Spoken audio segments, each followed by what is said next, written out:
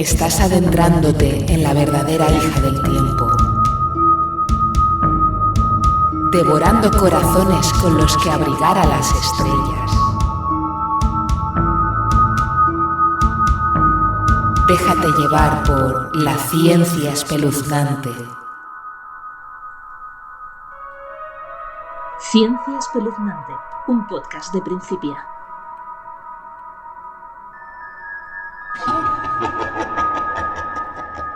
Aquello que se me apareció.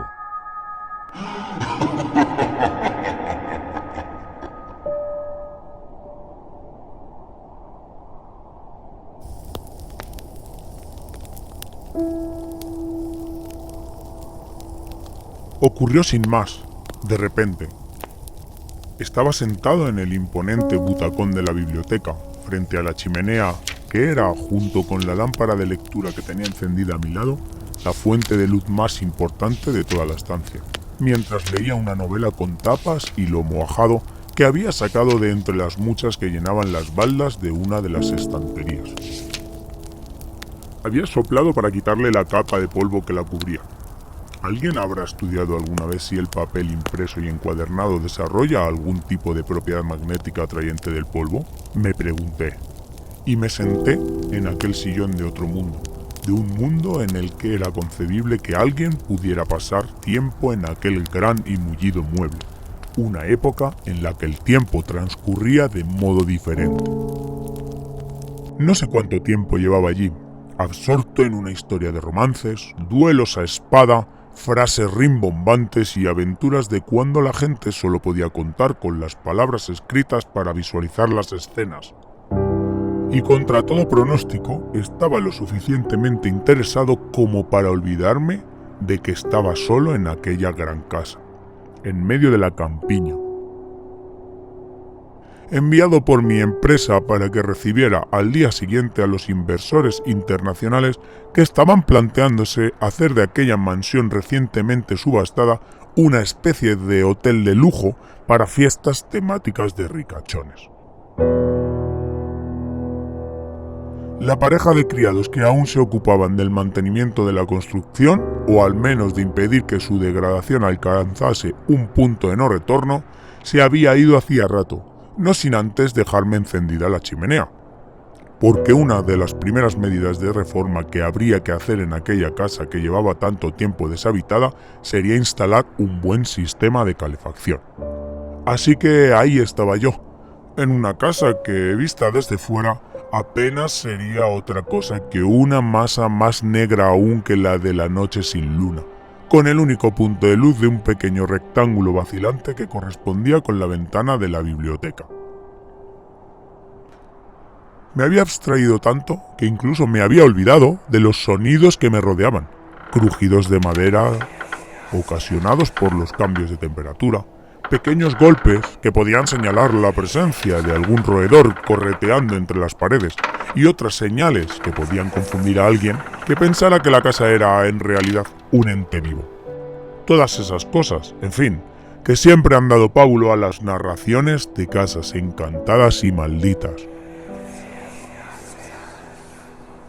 Sin embargo, lo que sentí no había hecho ningún sonido. Simplemente, de repente, fui consciente de que había algo a mi espalda, justo tras el respaldo de la butaca.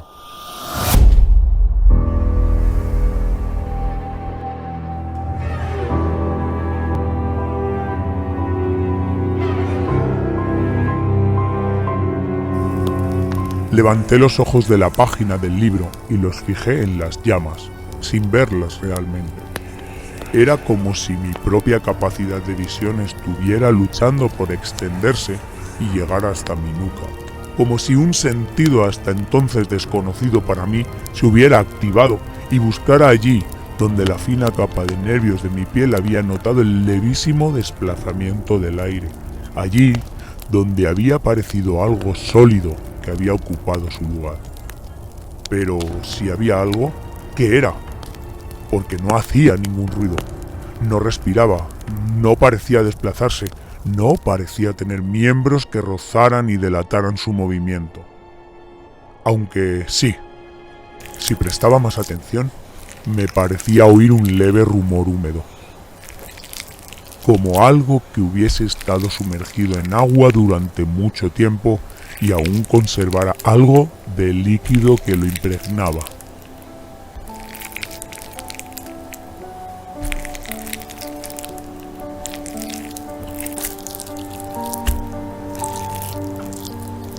Fuera lo que fuera aquello, no parecía moverse. Quizá solo miraba. Y eso me hizo comprender que aquella especie de empate no se rompería por sí solo. Que la única forma de avanzar en lo que estaba sucediendo, de encontrar respuestas y de saber qué era aquello con lo que había pasado a compartir la gran estancia. De ponerme así al mismo nivel y dejar de estar en inferioridad frente a ello. Ahora que lo rememoro, me doy cuenta de que resulta sorprendente que mi mente no volara inmediatamente a pensamientos fantasmales, a la conclusión de que el espíritu de algún habitante anterior de aquel lugar había decidido manifestarse ante el nuevo incauto que se había puesto ante mí. No sé si mi hábito de leer divulgación científica, que te puede contar cosas aún más raras que las que aparecen entre las páginas de Poe, tuvo algo que ver. Pero eso no quiere decir que no estuviera inquieto. Al fin y al cabo, ¿cómo estarías tú en mi lugar? Una vez que llegué a la conclusión de que debía darme la vuelta, aún pasaron unos largos instantes antes de que empezara a hacerlo. Muy lentamente. Era como si los nervios que transmitían las órdenes a mis músculos hubieran aumentado su resistencia ante los impulsos eléctricos y tardaran mucho más en llevar a cabo las instrucciones. Aún así, llegó el momento y comencé a girarme. Primero, me senté más hacia adelante en el mullido sillón. Lo que fuera que estaba atrás de mí no pareció reaccionar a mi movimiento. Solo seguí notando su silenciosa y levemente húmeda presencia. Y puede que fuera mi imaginación, pero también me pareció percibir una sombra de vibración, muy leve, que me hizo pensar en los cilios con los que se desplazan los microorganismos que ves por el microscopio. Esa idea de que lo que estuviera allí podría estar desplazándose hizo que la velocidad de transmisión de las órdenes a mis músculos se disparase hasta alcanzar la velocidad de la luz, y abandonando toda precaución me volví bruscamente, sin dilación, para enfrentar lo que me había visitado.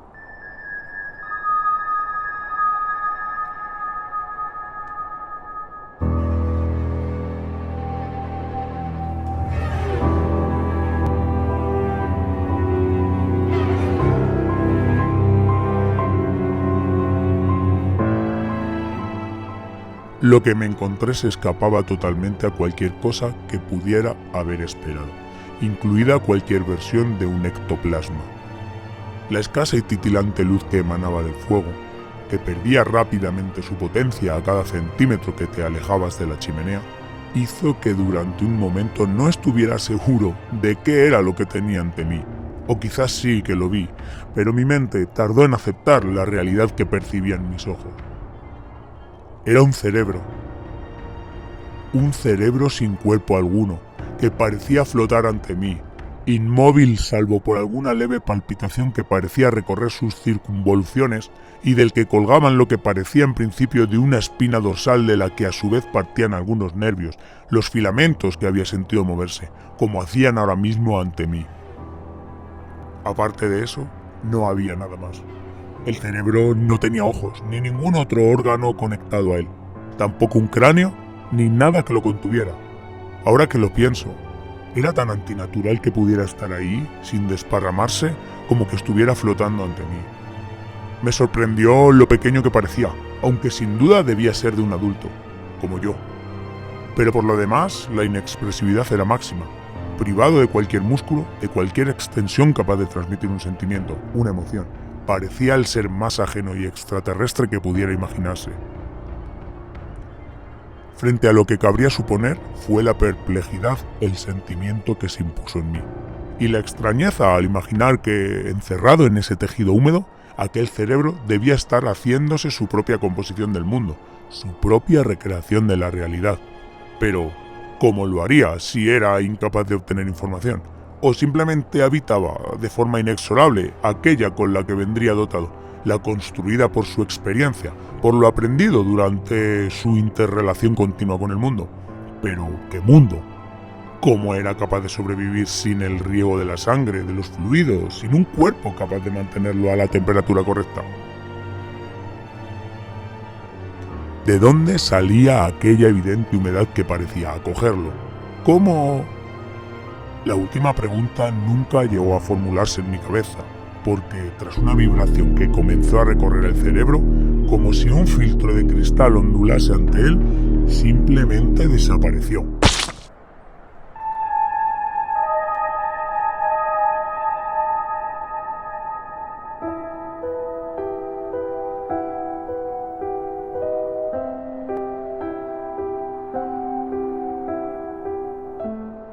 Y ahora que estaba de frente hacia él, con toda mi atención, sí que noté el ligero movimiento del aire que pasó a ocupar el lugar que había dejado tras de sí.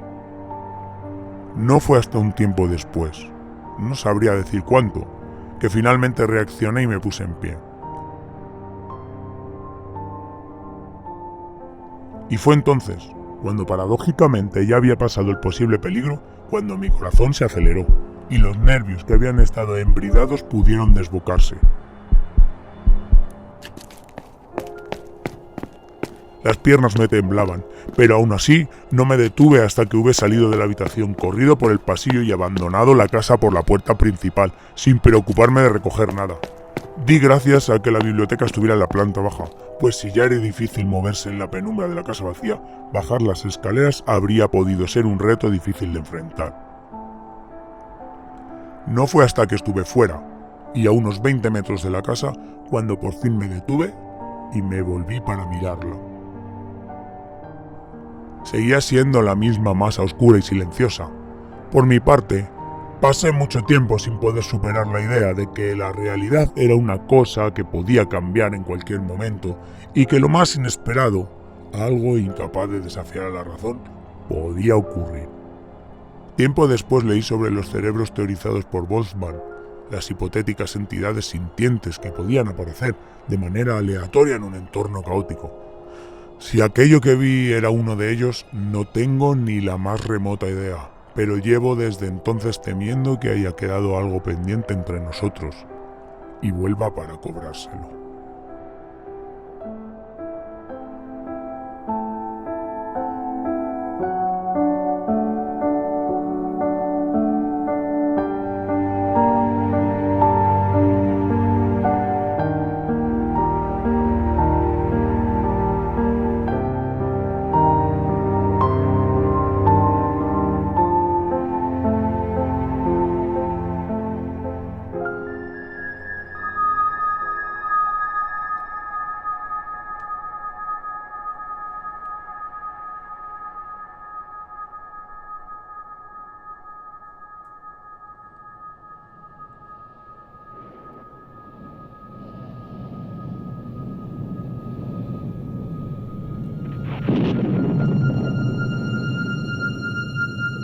La ciencia se adentra en lo desconocido.